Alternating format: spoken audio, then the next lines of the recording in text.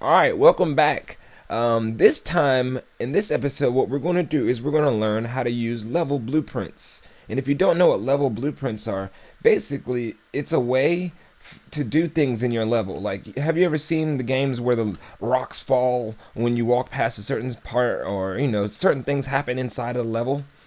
Well, that's what we're going to learn how to do. Stuff like that. So in this example, if you've been following along from the last videos, you should have like a little room, and we got the thing falling from the ceiling when you walk into this trigger box. Now let's set up level blueprints so we can set this room up and make it really cool. So what I want to do first is when the player walks into a trigger box, which we'll make, let's actually make that right now. So let's make the trigger box. Type in your place actors trigger box, and then grab your trigger box and just place it right there in front of the character. We could drag it up a little bit. Perfect.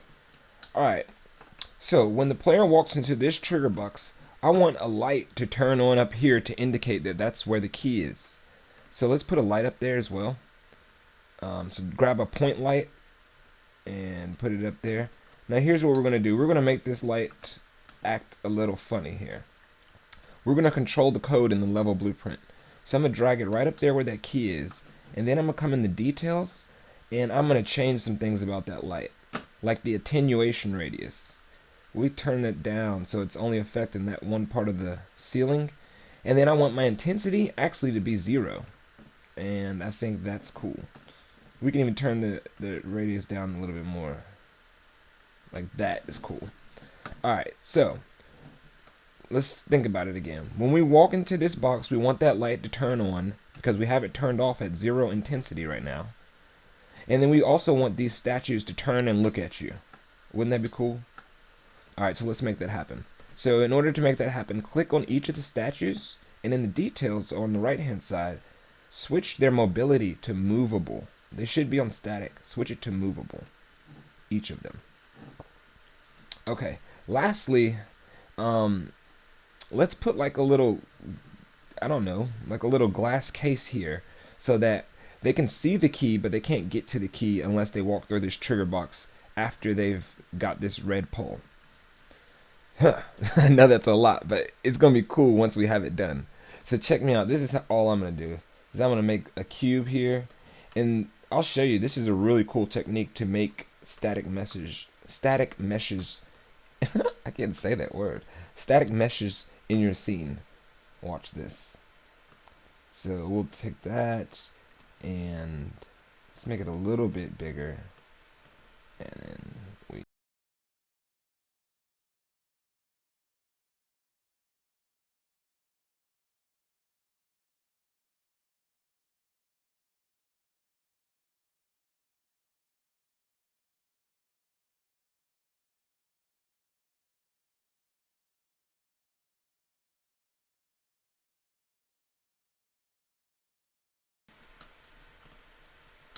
now what you want to do now that you've got that box built, shift and click on all 4 of the walls for that box, right?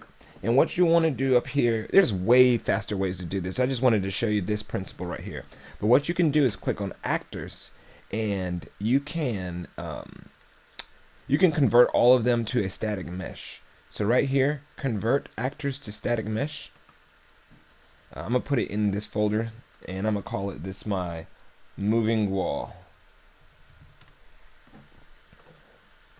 Perfect. And now that's a static mesh. And what I like to do, just to be safe that I'm using the right thing, and I know Unreal probably, they know what they're doing, so they got it right. The code's already right when you pull it in, but I used the one that I just created. So I delete that one and then use the one that I just created.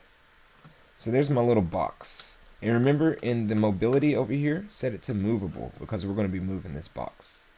Also, we want the player to be able to see through this box.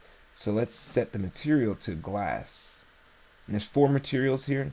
So here's the easy way to do it. In your content browser, search for your material that you want, which mine is in the starter materials. And I want this glass material. So make sure you have it highlighted. Come over here and you can just change each one of them to glass. Perfect. Make sure that it's covering the area you want it to be covering. Boom. And from the side as well. Alright, so now we have everything built out that we need. Okay, so now what we need to do is go into the level blueprint. And the way you do that is this button here, open level blueprint. And we should have a little bit of code that we built in a previous episode, but never mind that for this episode. What we're going to do is find a blank area, and then we're going to go back to our map. So what you want to do is make sure you drag this right up beside your map so you can easily go back and forth between. Alright, so first thing we want is the trigger box. So make sure you click on the trigger box and then click back on your third person map, the level blueprint. Now right click and then you're going to see these options at the top. The option you want is collision and actor begin overlap. So that means when the actor begins the overlap of that box. And what actor? We want the third person character. So we can also right click and say end. So find the same thing, event, collision, actor, end overlap. Cool. And we can put the same thing here. Alright. Now, this is the first step of our level blueprint. So now we got that part. Now let's go ahead and continuously tell the story in our head of what we want to happen. So when the actor walks into this box, we want this light to turn on. So click on the light, which mine's inside of this cube, so I'll go in here. Alright, I've got the light clicked. Now go back to your blueprint and right click. And this time you just want to create a reference to point light. There you go. Now from here, what we're going to do is drag off that and say set intensity. And then you should set the intensity of the point light component. So there we go. And we'll just drag that straight into here. So when the player walks through there, we're going to set the intensity to, I'm going to set mine to 2000. I want it to be bright. And we can copy all of this right here and put it below and set it back to 0. So when they walk out of that box, the intensity sets back to 0. Okay, cool. We've got that done. Now let's go on. So the second thing we want to happen is we want these statues to turn and look at you. So with this statue clicked, since we already said that it's mobile right here, go to your level blueprint and we're going to right click in an empty space and we're going to create a reference to that statue. Alright, so drag it up a little bit. We're going to need a little space. Drag off of it and type get static mesh, and then you can get there. And then we're going to say get relative location. And then also off the static mesh, you're going to say move component to. Perfect. Now what you want to do is hook that relative location right into the location there. And for the rotation of this one, what we want to do is we want to rotate it. Alright, so you have to play with it, but relatively, mine's facing 90 degrees that way. So, like, it's facing in the 90 degrees. So I want it to come towards me. So I'm thinking that I have to rotate it to Z in the 180. Now, you'll have to play with yours again if it's not set up like mine's. But I played with this before, so I know what's happening here. So I left that, I left the space here for a reason. So that's good. And then what you want to do also is click ease in and ease out. Also, you can change how fast its statue will rotate. I want mine to take 1 second to rotate. So over time, I'm going to put 1 second. Alright, so what you want to do now is copy this whole thing and paste it at the bottom as well. The only difference here is we're going to change this 180 back to 90. So you'll see. Next step is we have to keep that dragged out. Let's go back and think about what we want to happen, because now the statue is going to look at us. That's cool. We want the other statue to look at us. So let's grab this statue. Oops. Right there. And we want that to also look at us. So go back here. And we're going to right click and create a reference. Now, what you want to do before this is create a sequence. So right click and say sequence. Okay. And you want two of these, one at the top and one at the bottom. So copy and paste. All right. So for your then 0, you hook it up to this one. And then for your then 1, we're going to hook it up to this one. So first, what we need to do is basically the same thing that we just did. We just need to change the rotation. So you can honestly just copy this and paste it. Copy, paste, and make sure you hook this up to this.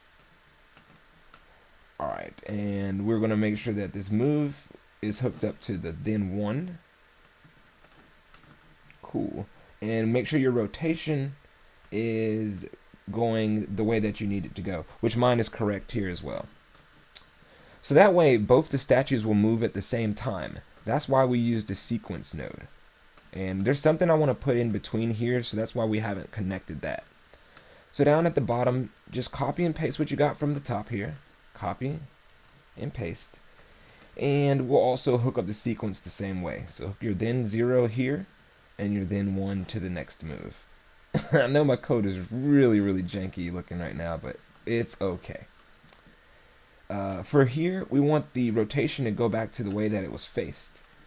So the first one was facing the 90 degree. I think this one is facing the negative 90 degree initially. So let's say negative 90. Save. All right, cool. So we've got everything happening. When the player walks into the box, the light will turn on.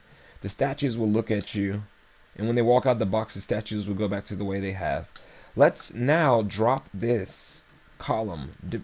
Like if you have the variable here to turn on, once you've gotten this key, then we need to drop this column. So real quick, let's look at the third person character. I know this might be a long video, but at least maybe if you take these concepts and do them on your own, then maybe you'll have like some cool stuff. So let's find the third person character. And we're going to go into the blueprint for them. All right. So found blue key is the only variable that we have. What we need to have is a variable that happens when they walk into that, when they've lowered the key, right? So we got one that when they said they found blue key, and let's see where that actually is happening at. It's not during the pause. I think it's actually when they pick up the key is when it says found blue key, because that opens the door. So we need to create another variable called, let's think about it. So what we want this variable to do is we want this variable to make this column come down. If you don't have the variable, then the column will not go down. So the only way you can get the variable is by going into this trigger box. So let's call it the red pole variable. Or the red pole. So I'm going to say red pole question mark. Alright, now that you can leave that as a boolean, compile and save. Now what we need to do is for this key, for the BP key, which has this box here, what we need to do is go back into that key. So double click on your key, and we need to make sure that variable gets set. So on actor begin overlap, drag that back, and then also pull off the as actor that variable that we just made, so red pole, and we want to set it. You want to set it to true, by the way, so make sure it's checked. Alright, cool. Now that they have that red pole variable, when they walk into that, the only way that this will ever come down is if they have that red pole variable. So click on your glass box that we made and go back to your level blueprint. Here's what we're going to put here. So what you can do is drag this stuff right here back a little bit and right click, create a reference to moving wall. Alright, what we want to do is move, first we want to get the static mesh component. So get static mesh, and then we want to move that component down. So move 2. Move component 2. Right. So basically when the actor overlaps, if they have the variable, so drag off your third person character and type red pole, and we want to get red pole. Then hold B on your keyboard and make a branch, and hook that branch in here, and hook the red pole into the condition. So if they do have the red pole, then we want to move the component to. First, you want to get the location so it doesn't move out of place. So get relative location and hook that in, and then actually what we can do is get relative rotation, because we're going to change the location, so you can delete that one. Get relative rotation, relative rotation, and we want to plug that in because we don't want the wall to be rotating around. That's what we don't want, but we do want it to come down in the Z direction. So I'm gonna say Z minus I'm gonna say a safe number like 1,000, or like, I don't know, 2,000. We'll see if that's too much or too little. Over time, we could say over, I'm gonna leave mine around 0.3, 0.4, and I'm gonna leave the ease in and out because I just want the wall to just slide down if they do have that variable. If they don't have that variable though, I want the code to proceed as normal. And also, once that wall has slid down, I want the code to also proceed as normal. So there you go. So if they do have the variable, then it's going to run through this part. If they don't, it's going to bypass that part and go straight here, which is moving the statues. Now at the bottom part on the end overlap, we don't have to worry about the end overlap. We don't want to pull the wall back up, so we can just hook that back in. Once we have all this set up now, everything that we just imagined should come to fruition. So let's talk about it. All right, if you walk into this box, then the light's going to turn on, these statues are going to look at you. If you walk into this box, then the key is going to drop from the ceiling and you're going to have the variable. So when you walk back into this box, the wall will slide down and you can grab the key, right? We just made a game. Let's test it out and make sure it works. But for testing purposes, what I'm going to do is I'm going to click on this trigger box. In the right hand side, I'm going to go down to where it says actor hidden in game. This is under the rendering settings. And I'm going to unclick that because I want to see it in the game, just for testing. So let's play. So when I walk into the trigger box, so what happened? The light is being obstructed by the light looks like it didn't turn on. Let's fix that. Oh, you know what? Here's the light.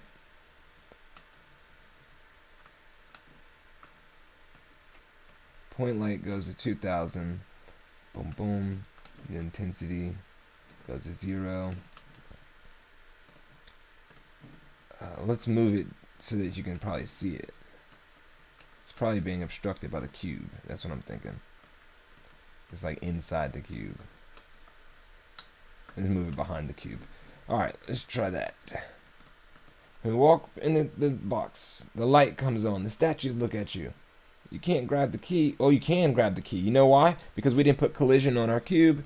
We created this cube, but we didn't put collision on it. And remember from the last episode, all you have to do, double click on the object you want to put collision on, right?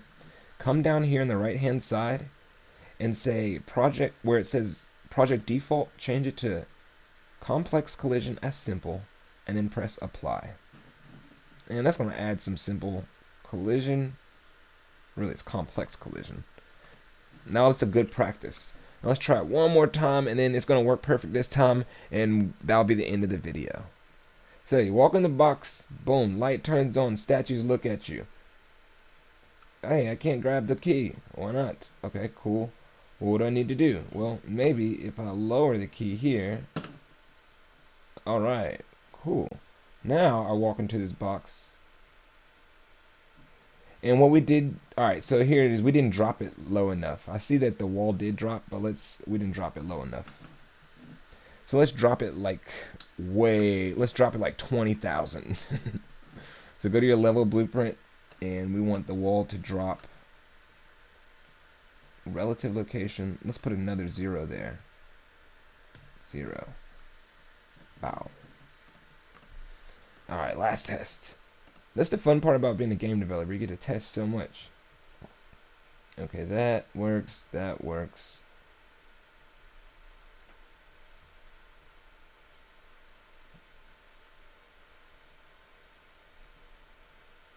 And our box is not dropping. Alright, well, cool, man. We'll fix that in the next video if you don't want to go along. But if you do, I'm going to fix it right now. So I guess that doesn't even make sense. But whatever. I'm about to fix this box right now. So my wall, blah, blah, blah. I want this to be moving. Maybe it is moving. It's just not. Here, let's just put it down some. Let's see if it is moving and it's just not showing us because it was like still too high. Boom. Got that to come down. Maybe I didn't set the variable, right? I thought that we set the variable to true. Red pole. Bow. That's right. BP key. When the actor overlaps, set red pole to true. Facts. Oh, there we go. That's the wrong part. So hook that back up. We don't want it to overlap. That is when the actor overlaps this box. That's where we want to set pole. So set red pole. Hey, my bad for that, y'all. You know what I'm saying? But hopefully, if you had the same problem, then we just learned some stuff together. My bad for that. I forgot that there's a sphere in a box. So I had it on the sphere. We wanted it on the box. Everything should work perfectly now. Let's actually move this box up a little bit more, because I have it going down very fast. So watch this. Last test. Walk on the box. Light comes on. The statues look at you. You walk over here. You drop the key. Oh, I can't grab it. I can't grab it though. But you walk over here, and now you can grab it and go through the door. Yeah, let's go. All right, so I know this episode was super long, but hopefully you learned a lot. And next time we're gonna do a lot more cool things. Probably gonna start working with this character because I hate this camera. This is so far back. We need to fix that. So join me in the next episode, and we'll get to work on like the character. Yeet.